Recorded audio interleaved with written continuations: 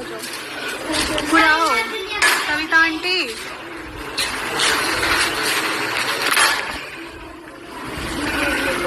बड़ौद के ग्राम बाजितपुर निवासी ऋषिपाल एवं धीर सिंह के बीच पुश्तैनी जमीन को लेकर विवाद है। सबसे पहले आपने जो ये दो छोटी छोटी क्लिप देखी हैं, जिसमें पहली क्लिप में हमारे सेना के जवान एक गेट को तोड़ रहे हैं। ये यूपी बागपत में हमारे एक लेफ्टिनेंट कर्नल साहब हैं, तरुण साहब, उनका पुश्तैनी मकान है और साहब अभी जेएंडके में हैं, लेकिन ये कहीं नियरेस्ट कोई कैंट से बंदे गए हैं और ये काम कर रहे हैं। तो आप लोग पूरा वीडियो देखें, आगे 3 मिनट की क्लिप है, और आप लोग बताएं कि भाई ये चीज़ें सही हैं या गलत हैं।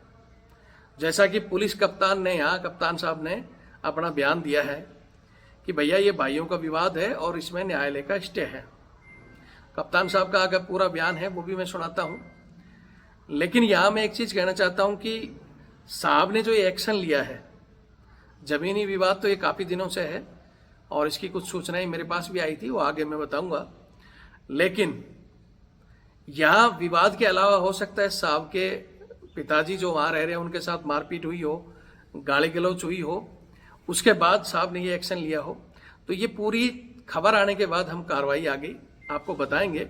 लेकिन एक चीज़ मैं कहना चाहता हूँ कि यही एक्शन अगर हमारे सैन्य अधिकारी समय रहते पहले से ही कंटिन्यू अगर इन चीज़ों को करते तो आज सेना पर कोई उंगली नहीं उठाता, जैसे कि देश की भांड मीडिया जो उंगली उठा रही है। मैं आगे आपको वो भी दिखाऊंगा।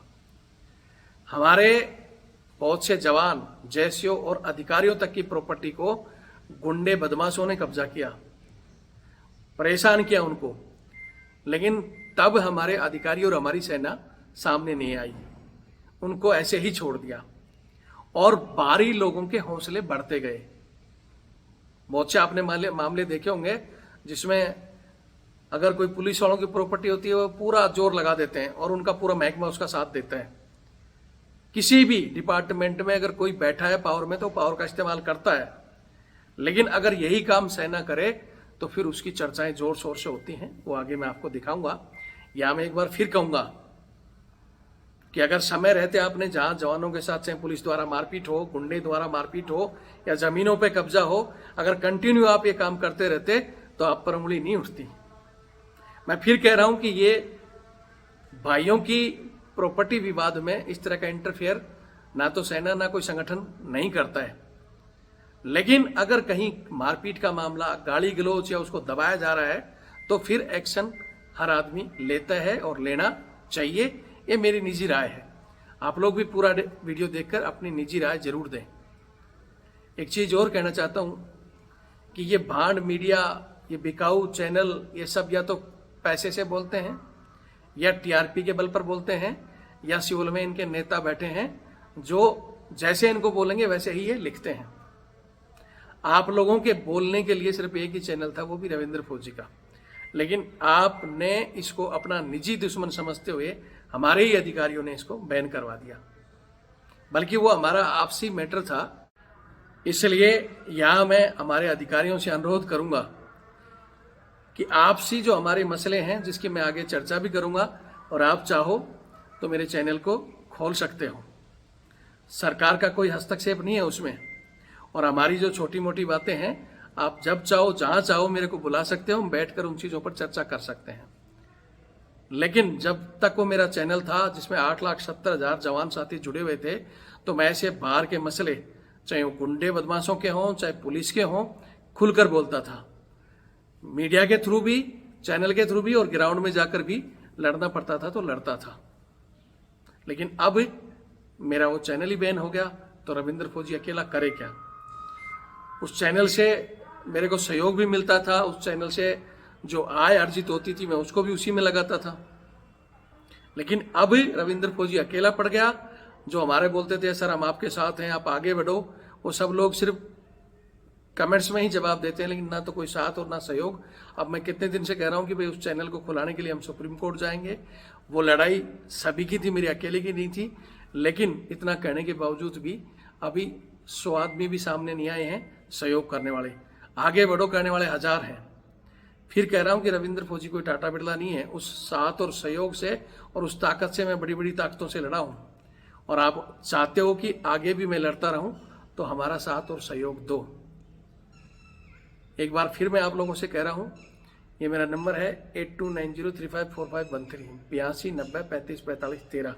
ये मेरा फ़ोन पे और पेटीएम से जुड़ा हुआ है, और ये मेरा बारकोड। आप लोग अगर साथ और सहयोग दोगे तो हम उस चैनल को भी खुला सकते हैं, और अगर वो नहीं खुलता भी है तो इस चैनल को भी उतना बड़ा कर सकते हैं। उसके लिए हर चीज़ की जरूरत होती है, तन मन और धन की। लेकिन बात वही है कि तन मन धन का नाम सुनते ही वीडियो छोड़ दें। जय हिंद लिख दिया, हम आपके साथ लिख दिया, आप सोच रहे हो, या आप वीडियो को शेयर करो, आप नहीं तो कोई दूसरा मदद करेगा, या कम से कम कुछ नहीं कर सकते तो इस चैनल की संख्या बढ़ाओ। हर आदमी अगर दिन में 5 या 10 लोग इससे जोड़े तो आज हम 8-9 हज़ार के तकरीबन पहुंचने वाले हैं। 10-10 जोड़ेंगे तो हम 90 लाख, 100-100 जोड़ेंगे तो हम 10-10 जोड़ेंगे तो 90,000, और 100-100 जोड़ोगे तो फिर 9 लाख हम जल्दी ही पहुंच सकते हैं। लेकिन अगर सारी चीज़ें रविंद्र फौजी पे छोड़ दो कि रविंद्र फौजी ही लड़े, रविंद्र फौजी ही मरे, रविंद्र फौजी ही कोर्ट में जाए, रविंद्र फौजी पुलिस के चक्कर काटे, और आप लोग सिर्फ जय हिंद बोलकर आराम से सोना चाहो, तो फिर संभव नहीं है। मैंने तो कह दिया मैंने कि मेरी लड़ाई मेरी अंतिम सांस तक चलती रहेगी। मैंने पहले भी कहा। जय हिंद, जय भारत, वंदे मातरम। मैं रविंद्र फौजी। साथियों, अभी जो आपने ये छोटी छोटी क्लिप देखी हैं, आगे एक वीडियो लगभग 3 मिनट का है, मैं आगे आपको पूरा मामला दिखाता हूं। ये कल से पूरी न्यूज की सुर्खियों में चल रहा है, जिसमें न्यूज ने इस तरह दिखाया है सेना के लेफ्टिनेंट कर्नल की गुंडागर्दी, फौज हथौड़े लेकर पहुंची, फौज ने तोड़फोड़ कर दिया। मतलब फौज को इस तरह दिखाया जा रहा है जैसे फौज ने वहां बहुत बड़ा क्राइम कर दिया हो। लेकिन यही हमारे देश की भांड मीडिया, जब सैनिकों के घरों पर कोई दूसरा कब्जा कर लेता है, सैनिकों के साथ कोई मारपीट कर देता है, तो ये भांड मीडिया कोई न्यूज नहीं दिखाती है। क्योंकि इनका जो कंट्रोल है, आप सभी को पता है कि इनको कौन कंट्रोल करता है। या फिर ये टीआरपी के लिए आते हैं, या फिर पैसे के पीछे भागती है। आज हमारे देश की न्यूज की हालत यह है। इस विषय पर हम आगे चर्चा करेंगे। सबसे पहले बता दूं कि ये यूपी बागपत का मामला है, जहां हमारे एक लेफ्टिनेंट कर्नल साहब हैं, जिनका नाम भी अखबार के माध्यम से पता चला है, तरुण साहब है। तो इनका कोई जमीनी विवाद है। हालांकि ये विवाद घरेलू है, मैं इस पर कोई टिप्पणी नहीं करूंगा। पूरी जानकारी सामने आने के बाद मैं जरूर बताऊंगा। यहां तरुण साहब के पिताजी और इनके ताऊजी, जिनका कोई जमीनी पुश्तैनी घर है गांव में, और उस घर पर दूसरी पार्टी कब्जा कर रही थी या स्टे चल रहा है, उसकी भी तोड़ मरोड़ कर न्यूज दी गई है। उसका विषय में भी मैं कुछ नहीं कह सकता। इतना जरूर बताऊंगा कि ये मामला मेरे संज्ञान में भी बहुत दिन पहले आया था।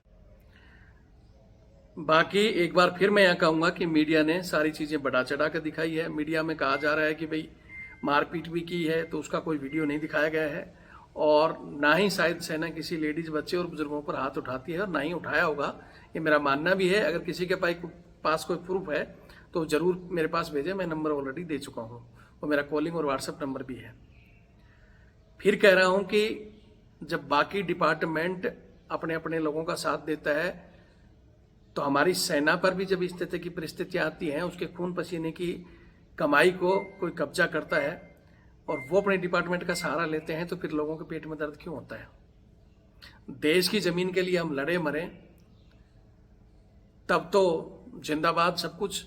और हमारी अगर कोई सेना की टुकड़ी इस तरह जाकर अपनी जमीन के लिए या अपने माँ बाप को बचाने के लिए, अपने आप को बचाने के लिए लड़े, तो फिर गुंडागर्दी, फलाना ढिकड़ा ही आ जाती है। मैं फिर कह रहा हूं, अगर भाइयों का विवाद था तो उसमें इंटरफेयर नहीं करना चाहिए था।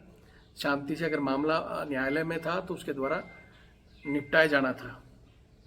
लेकिन मीडिया पता करे कि कहीं साहब के पिताजी के साथ मारपीट तो नहीं की गई थी। अगर सेना के परिवारों के साथ कोई मारपीट करेगा, उनके बीवी बच्चे या उनके माता पिता तो फिर सेना एक्शन लेगी, लेना चाहिए। लेकिन सेना ने, जैसा मैंने पहले ही बता दिया, कि अपने जवानों के लिए अगर कंटिन्यू ये काम करते रहते तो आज भांड मीडिया का मुंह बंद रहता, ये बोल नहीं पाती और आपकी वाहवाही होती, और गुंडे बदमाशों की, ऐसे लोगों की किसी की हिम्मत नहीं होती। लेकिन ये हिम्मत हमारे सैन्य अधिकारियों ने खुद धीरे धीरे आप लोगों को दी है, इसलिए आज मीडिया इतनी बढ़ चढ़ कर बोल रही है।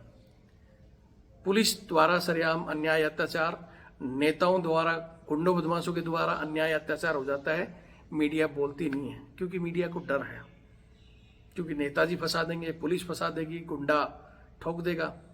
लेकिन सेना के इनको पता है सेना कुछ नहीं करेगी। एक जमाना था जब सेना से भी ब्रिगेडियर और कर्नल का नाम सुनते ही लोग डरते थे। क्यों? सेना देश के लिए, ईमानदारी के लिए जानी जाती है। तो ईमानदारी के साथ साथ बीच में जब गुंडे बदमाश या इस तरह कोई जवान को कोई छेड़ता था तो उसको डोज दे देती थी, और उस डोज का असर शांति से अच्छे से चलता था। लेकिन अभी धीरे धीरे हमारे ही अधिकारियों ने वो डोज बंद कर दिया।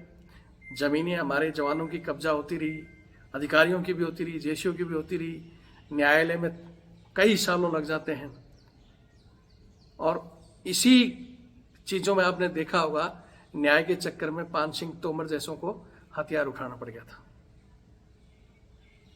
अगर उस समय सेना उनका साथ देती तो शायद पान सिंह तोमर बागी नहीं बनते। और ऐसे बहुत से लोग जो सेना से आने के बाद या सेना में रहते रहते झगड़ों में पड़ जाते हैं, फिर पुलिस उनके ऊपर कितने ही मुकदमे डाल देती है। तो ये भी मीडिया को और देश को सोचना चाहिए। वो भी आप ही के बीच से गए हुए आदमी है, कोई आपका भाई है, आपका पड़ोसी है, कोई आपका रिश्तेदार है, कोई बाहर के लोग नहीं है। जवान जैसे अफसर इसी देश के हैं, तो उनकी ड्यूटी सरहद पर है, उनका फर्ज वहाँ है, तो उनका फर्ज उनके माँ बाप के लिए, उनकी खुद की ज़मीन के लिए भी लड़ना है, या वहाँ लड़ना ही छोड़ दें।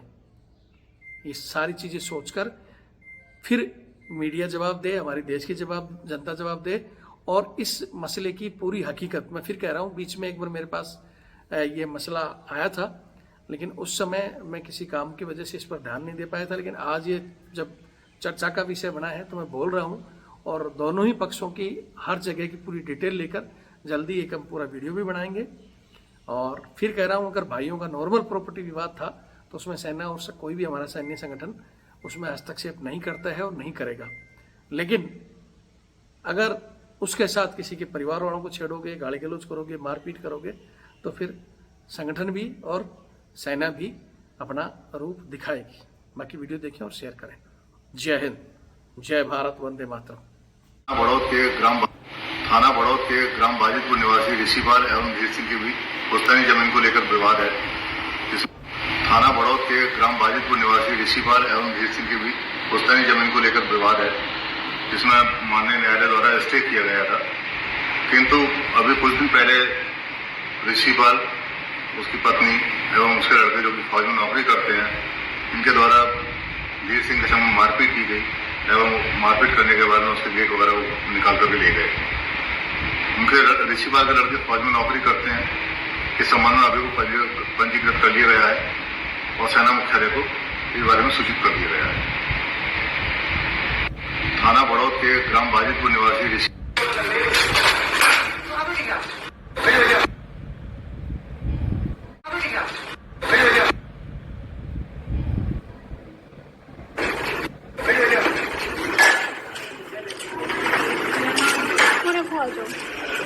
बुलाओ कविता आंटी।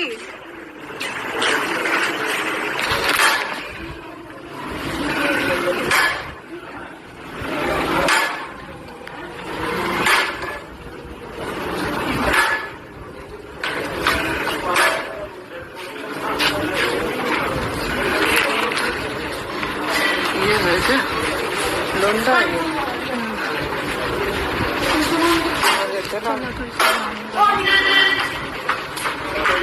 रुक जाओ तुम्हें।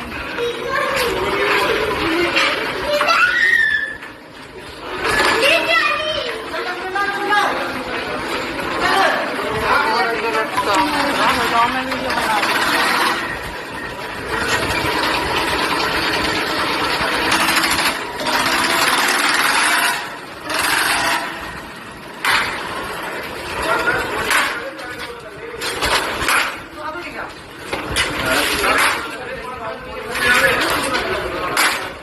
हमने सर्वे